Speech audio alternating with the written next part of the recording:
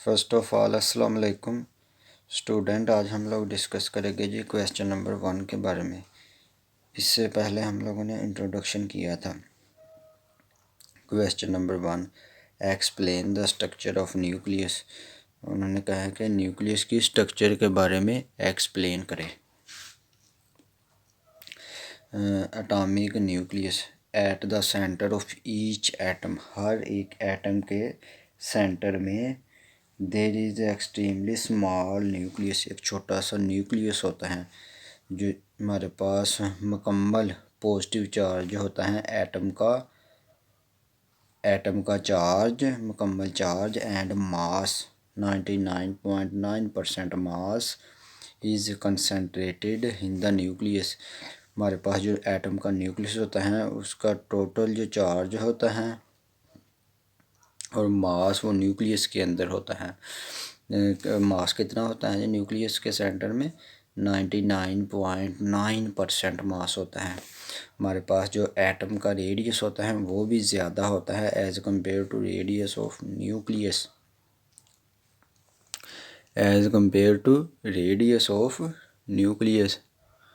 हमारे पास न्यूक्लियस का रेडियस भी ज़्यादा होता है। एटम का रेडियस ज़्यादा होता है as compare to radius of nucleus. कितना? 10⁵ टाइम्स। न्यूक्लियस में हमारे पास न्यूक्लियॉन्स होते हैं। Nucleons means proton plus neutrons. Proton के ऊपर पॉजिटिव चार्जेस होता है जिसकी वैल्यू होती है 1.6 × 10⁻⁻19 कूलम। ये मैग्नीट्यूड में इक्वल होता है चार्ज ऑन इलेक्ट्रॉन। जो इलेक्ट्रॉन के ऊपर चार्ज होता है उसकी मैग्नीट्यूड और जो प्रोटॉन के ऊपर चार्ज होता है उसकी मैग्नीट्यूड, ये दोनों इक्वल होती हैं। दोनों ही 1.6 × 10⁻⁻19 कूलम के इक्वल होती हैं। और हमारे पास प्रोटॉन का मास होता है 1.673 × 10⁻⁻27 किलोग्राम। इसी तरह न्यूट्रॉन की बात करें तो न्यूट्रॉन के ऊपर कोई चार्ज नहीं होता है। ये एक न्यूट्रल पार्टिकल होता है और जिसका मास होता है 1.67 × 10⁻⁻27 किलोग्राम के इक्वल होता है। इसी तरह proton and neutron have nearly same mass. Proton का और न्यूट्रॉन का मास तकरीबन सेम होता है। इसी तरह चार्ज की बात करें प्रोटॉन की तो वो पॉजिटिव होता है, अगर इलेक्ट्रॉन की बात करें तो वो नेगेटिव होता है। प्रोटॉन के ऊपर पॉजिटिव चार्ज, इलेक्ट्रॉन के ऊपर नेगेटिव चार्जेस। ओवरऑल अगर एटम की हम लोग बात करें तो वो न्यूट्रल होता है इलेक्ट्रिकली। न्यूट्रल मीन्स इसमें जो नंबर ऑफ़ प्रोटॉन्स होते हैं equal to number of electrons.